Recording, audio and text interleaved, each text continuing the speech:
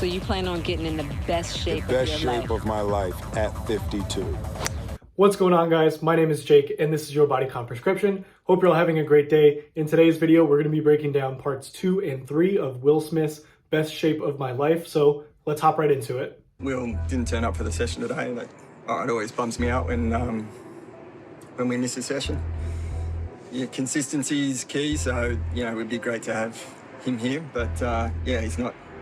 Yeah, he didn't turn up for this one. All right, jumping right into week 2, as you just saw from that clip, Will's trainer had just said that Will missed a training session. Now, I don't really find this surprising at all, to be honest, because again, if we go back to week 1 and episode 1, Will was in the worst shape of his life and he wasn't really tracking his nutrition, wasn't really training very frequently at all, and now he's going all in. So when you're trying to achieve a challenge like losing 20 pounds in 20 weeks, you have to use all of the tools at your disposal, aka making sure that your nutrition's right, your training's right, your recovery's right, everything has to be perfect. And because Will hasn't been doing all of this stuff prior to this series, he's needed to make a lot of changes to his daily routine, his habits, and all that, and now he's becoming really exhausted. And when you try and fix all of those things at the same time, the reality is Will is probably physically exhausted and mentally exhausted because he's depleted, he's in a calorie deficit, he's exerting more energy than he's ever had to, and Will was probably just listening to his body because he felt really broken down. Did you react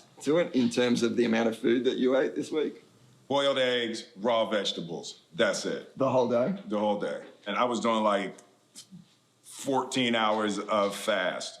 All right, and following up that last point of why Will probably missed that training session is because he's talking about how he reacted to his week 1 results of gaining about a pound. And what was that reaction? He basically went into panic mode because instead of losing a pound a week, he gained a pound in the first week and now he has more work to do than when he started. And because Will is really desperate to achieve this goal, just like a lot of people who are trying to lose weight are, he basically freaked out and then he started fasting for about 14 hours a day, he said, and then all he was eating was boiled eggs and vegetables. That was it. So not only was Will in a calorie deficit, he was basically just eating enough calories to function throughout the day so he had just that little bit of energy. And his reasoning for going into this panic mode and doing this methodology of 14-hour fasting, eating boiled eggs and veggies, is because he said that it worked for him in the past. And really the only thing that I have to say about why that worked for him in the past is because he was in a calorie deficit. He was just eating less calories than his body needed. That's why he ended up losing weight. I'm not into fasting as a way of weight loss. I don't like it at all. And I don't think it's a healthy way to go about it. All right, so Will's trainer doesn't like fasting. He thinks it's a very poor way to go about weight loss, but this is kind of a toss-up for me because I think this is individual to the person and their lifestyle. Ideally, I think if you can avoid fasting so that way you can eat meals all day long, then that's obviously the way to go. Because one of the problems with being in a calorie deficit is sometimes you feel hungry. So if you avoid fasting, you lower that chance of being hungry because you get to eat all throughout the day and it doesn't feel like you're in a calorie deficit. But for some people, it's easier for them to hit their calorie deficit knowing that breakfast is off the table. For me personally, when I'm trying to lose weight, I actually really like fasting because I'm someone who likes to sleep in, so missing breakfast isn't usually that big of a deal for me, and waiting the extra hour, 2 hours for lunch isn't really that hard. Again, this varies from person to person. What worked for Will might not work for me. What worked for me might not work for you. And I think that Will's trainer saying that he really doesn't agree with fasting might be a little bit too strict because again, that depends on the client. It was 220.6, 220.6. That's exactly what we want. So Will loses about 1.5 pounds. Not really much to say here. He's just kind of sticking to the plan, staying the course, and the weight is coming off. Look, I think it's challenging for anyone to really change their eating habits, but the best way to be able to do that is if you can stick to a plan for a limited amount of time and start to see the results, it will inspire you to stay with that plan. So Will's trainer is starting to talk about the mental side of nutrition plans, saying that he thinks that if you start to see results in a minimal amount of time with the nutrition plan, it'll make you more likely to stick with that over time. And I do agree. I think it's really hard for a lot of people to want to stick to a plan without seeing any kind of measurable results. Even though these things do take time and you're not always going to be able to see measurable progress on a day-to-day basis. And sometimes you even go in reverse, just like Will did in week 1. But just because you make a mistake doesn't mean you're on the wrong path, because we're human, we make mistakes all the time. Jesus and I used to talk about it all the time. Fat loss is oftentimes not a linear progress. It usually doesn't just go down in a straight line. Usually it's kind of down, back up, down, back up. It's more of a wave pattern as opposed to a linear decrease. So in summary, Will's trainer should have said that seeing results from a short-term nutrition plan is a good way to create long-term nutrition habits. So to wrap up episode 2, Will goes all the way over to Dubai and he climbs all the way to the top of the Burj Khalifa, which is the tallest building in the world. And if you actually watch the episode, follow the series, you know that Will has this ongoing theme of me versus me, wanting to one-up himself, really practice what he preaches with this self-discipline. And I think this is a really important lesson because there are a lot of people out there who rely on others to push them, and sometimes they're not always going to be there to reward you, to congratulate you, to push you.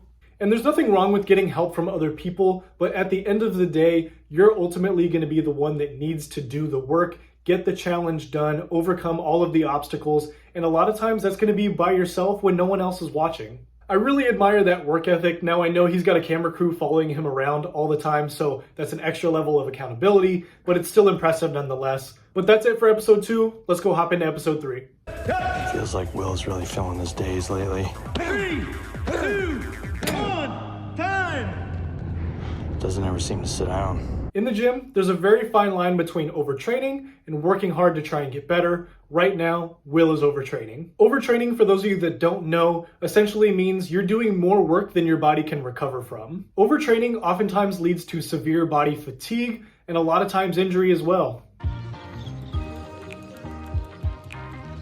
I don't know how y'all don't know what it is by now. Because Now, despite the symptoms of overtraining, the series jumps forward a little bit into week 11, and we find out that Will is able to stick to the program, and he's able to lose a little over a pound a week, which is awesome.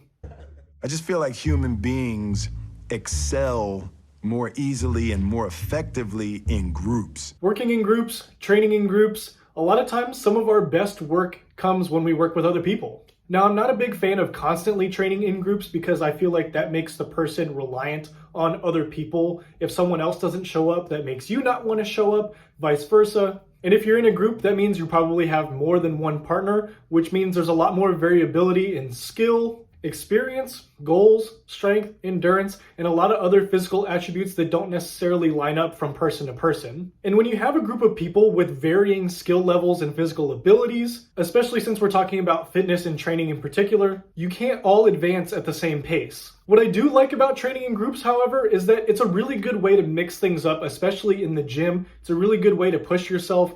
I know when I've had training partners in the past that are stronger than me, it really helps me push harder, push past those plateaus that I've been stuck at. If the gym is starting to get a little bit stale for you, adding a partner to the mix may spice things up a little bit because you can train how they train. And if you have a partner or a group of people that all share the same skill level and physical abilities, it definitely promotes a good level of healthy competition, which I think is awesome. You have support from others, you have fun, and you push yourself. It's a win all the way around. Will got over 30,000 steps, I think 32, 33. Just to put that in perspective, I ran a marathon with less steps than what he did yesterday. I'm gonna get as close to death as I can tonight on the treadmill. So Will and his friends are participating in a step challenge, and if you're competitive, this is where training in groups can be a bit excessive. And it looks like Will is starting to become obsessed with seeing results and wanting to be better than his competition as well as himself. And this brings us right back to overtraining, because that led to him injuring his hamstring. The last thing that you want to do if you're trying to achieve a goal in a certain amount of time is injure yourself, because that makes it harder for you to get the job done if you have to abstain from physical activity in general. And I know what some of you are thinking, you don't need exercise to lose weight. And you're right, but it does make it a lot easier. But that's going to be it for my summary of episodes 2 and 3 of Best Shape of My Life. If you enjoyed the video, don't forget to like and subscribe as we continue to break down all the fitness and nutrition content related to this series. And don't forget to check out my breakdown of episode 1 if you haven't already. Thank you guys so much for watching. I'll catch you in the next one. Peace.